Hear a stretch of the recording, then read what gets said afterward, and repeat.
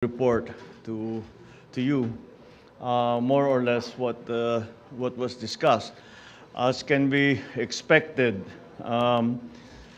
we I think we were there until 1 o'clock.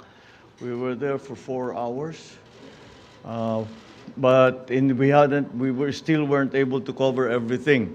Ang nakapag-present at we had the discussions where the economic team who were able to put out the general principles that they would like to do. Then followed by Inday Sara, who gave her ideas on how we will return slowly to face-to-face in the face-to-face education in the next semester. After which we talked with the Department of Transport at great length about some of the plans that we have to support the return of our students to face-to-face. So that's generally what was spoken about. Hindi kami natapos simply because there was so much to talk about. So I am planning perhaps for the next 2 or 3 weeks to accelerate the number of cabinet meetings, baka 2 a week muna. Hanggat maliwanag na, it's important to me that the entire cabinet understands what it is we are trying to do, how we are going to do it, what the timetable is, and how it all fits together. And that's what we made a good start on today. Before that, yesterday, as I'm sure, as you have reported, I went to the Department of Agriculture so that I could also get a good idea of exactly what needs to be done. Because as I have stated so many times, the problems in the agricultural sector are primary to all that we are hoping to do. We cannot do many of the things unless we can see that the agricultural sector has strengthened. Food supply is such an important part. It is an existential part of our work, and so that is something that we have to be very, very careful with and attend to properly. As has been reported, essentially what we spoke about were the concerns that we have immediately, the immediate concerns that we are facing I'm talking about 6 months, the next 6 months, the next 2-3 quarters. Yun ang aming pinag-uusapan na pag sinabi naming immediate. And that, of course, when I was in the Department of Agriculture, that was mostly concerned with the food supply in the next 2 quarters. I'm sure you are all aware of what's happening around the world. You have all seen the effects of the increasing food prices to all consumers everywhere. And this is what we are anticipating could happen if we are not well prepared. Many of the elements and many of the variables that have caused this food price crisis, there is enough food, but the price is too high. The food price crisis, many of the elements, if not all, have been variables over which we have no control. But nonetheless, we still have to feed our people, and so we still have to find strategies to make sure that those who are in need are supported by the government as best as we can do. So that is this, and then there is of course the long term. In the Department of Agriculture, where I talked about rebuilding the value chain from the research and development all the way to the retail, which is something I think I've been talking about ad nauseum already. I don't know if you need for me to explain it all again. But it really is just to ensure food supply in the Philippines at a price that is actually affordable. Because we always have to remember, it's all very well having food supply, but if no one can afford it, it's still not hindi pa rin tayo nakatulong sa taong bayan. So those are the things that we discussed. The in the cabinet meeting today, parang ganun din eh. We talked about immediate concerns, and then we had to talk about long-term concerns, because that is we're trying in as we attend to immediate concerns. We are also trying to streamline the government so its function is better, its function is much more efficient, and more easier for the public as they have to do business, whatever business they have with the government, that it is easier and simpler and safer and more secure to do. So these are the different things that, of course, we spoke to it in much greater detail. And I think we will, as I said, I think that I want to make sure that every department, every agency has already the plan in mind para coordinated naman ang ating cabinet, the secretaries with each other. So that's the general gist of yesterday's my attendance yesterday in the Department of Agriculture and the cabinet meeting that we had earlier today. So I think I will now open the floor to a few questions. Ms. Maricel Halili. Hi sir, magandang hapon po. Sir, Good afternoon. May we know kung ano po yung most important marching order ninyo to all the cabinet secretaries following the first cabinet meeting earlier? Oh, you cannot. I don't think we can say one. I think essentially is we got into much more detail, so there are no generalizations anymore. Kasi we've been talking anyway for 2 months. Matagal na namin pinag-usapan yung mga general concepts and general principles. So ang pinag-uusapan talaga namin is already what we are going to do, when we are going to do it, how we are going to do it, etc., etc., etc.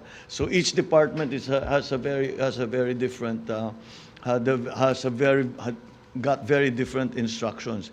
The only thing that we have to that it looks like is how that we have to realize how interconnected all the government is.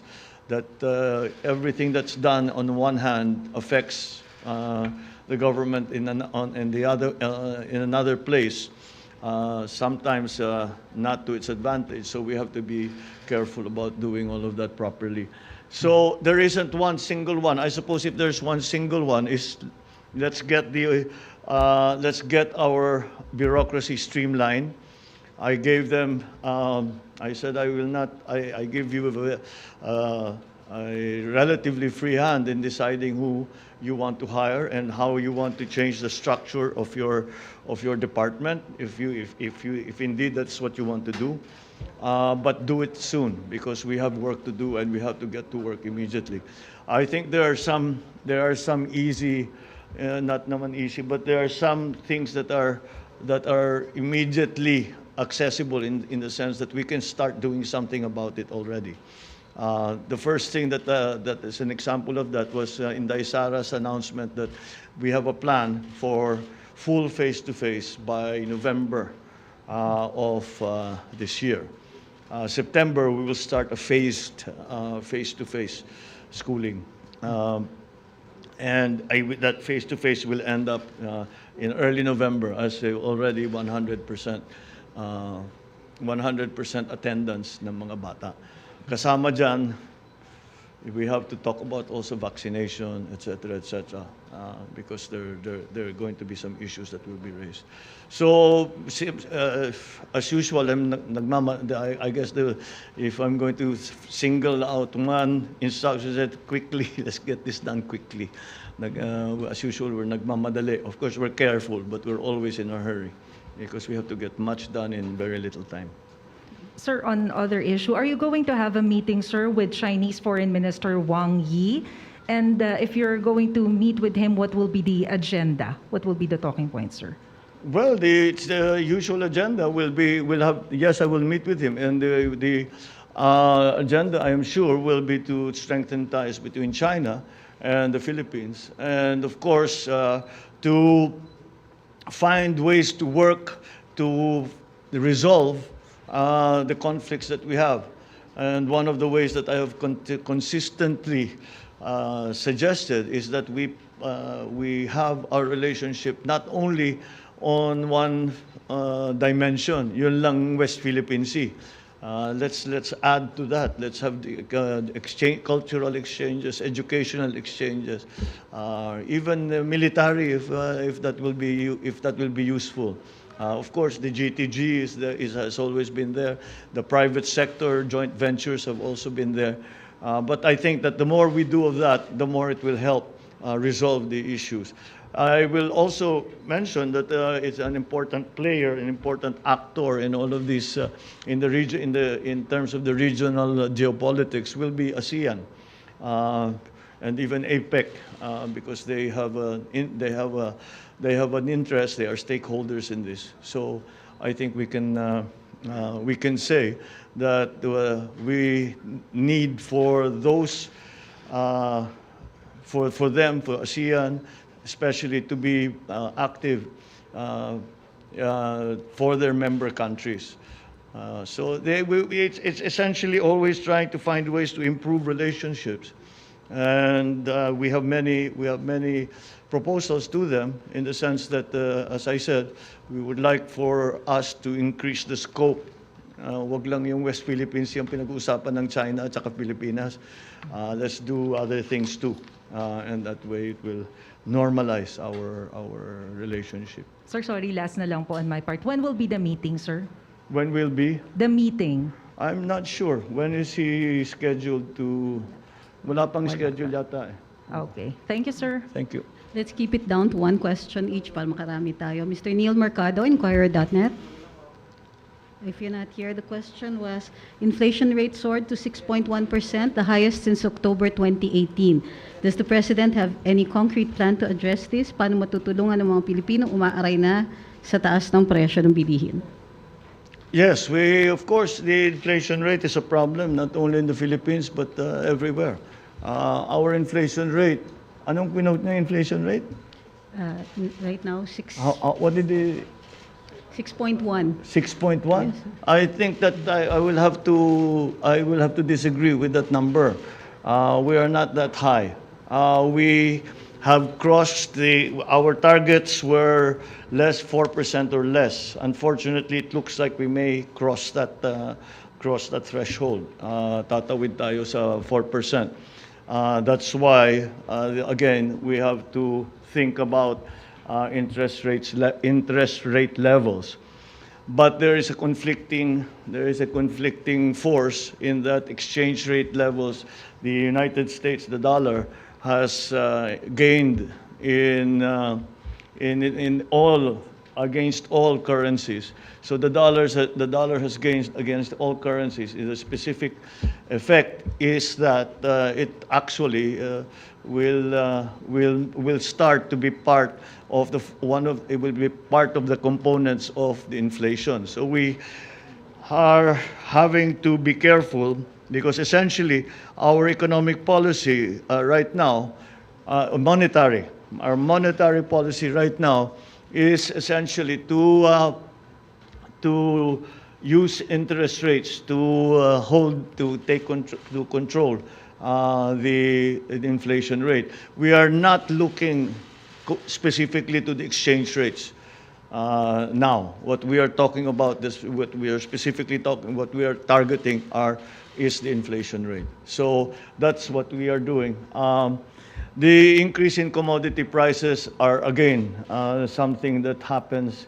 That the forces that have pushed the commodity prices up are again beyond our control. Much of our inflation is actually imported inflation. It is imported because it is the inflation on the products that have suffered inflation that we import. So sumama na yung inflation nila dun sa atin. So we have to when we analyze, we have to make those categorical differences. so that to better understand really what the situation is. Ivan Mayrina, GMA7. One question, please. Mr. President, what support can the transport sector expect from the administration? Do we expect more or continued fuel subsidy? At gayon din po sa mga pasahero, what can they expect? Patuloy pa rin po ba yung libreng sakay? At i-expand po ba ito? Thank you. Okay, good. I'm glad you asked. We just discussed that we are going to try not only to continue the fuel subsidies for the transport sector, but to expand it to include the tricycles, which up to now have not been included. And so we talked about in the cabinet meeting. We talked about the funding, where it can come from, and how we are going to manage the how we are going to manage the funding for the additional fuel subsidies. We have enough budget, I think, to last for most of this, not for this year and a little bit beyond. But we still have to find that. We have to find that money if we're going to continue. The libreng sakay. What we have done is we will continue the libreng sakay. But we are going to stop the libreng sakay in MRT 3. We will transfer the libreng sakay to students. Sorry, I think I'm doing this wrong. Libreng sakay continues as is. That continues. But what we are going to do is we are going to do a program for the students, because if they come in, we will fully subsidize first their pamasahe. We'll phase it out because we cannot afford to keep that going. But students will ride for free on LRT2, which is going to the university belt. So yes, so that's what we are. We extended the fuel subsidy, and we moved the subsidy or the subsidy for riders to the LRT to assist our students who are coming back in September. Thank you. Thank you. Ms. Bettina Unite, Manila Bulletin. The question was, is there an immediate directive from the President after the DOH reported more than 7,000 cases of COVID-19 in the past week? Yes. So far, I think we are still, because if we look at where we started, we still have the capability to handle the new COVID cases. Luckily, when we should not look at the number of COVID cases in the same way as we looked at them in 2020 and 2021, because this is Corona, this is Omicron. This is Omicron. Omicron is very different. It's a little contagious, but it does not hit us hard. In fact, the general experience has been people are down maybe for 2, maybe 3 days. And that's like flu. It's like having flu. So we are getting to that point where we are learning to live with the coronavirus, specifically with the Omicron variant and the other variants that are coming.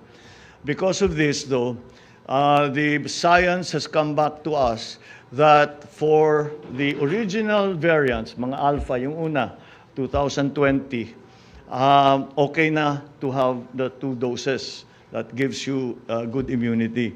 But with Omicron, you apparently need a third dose, which is a booster dose.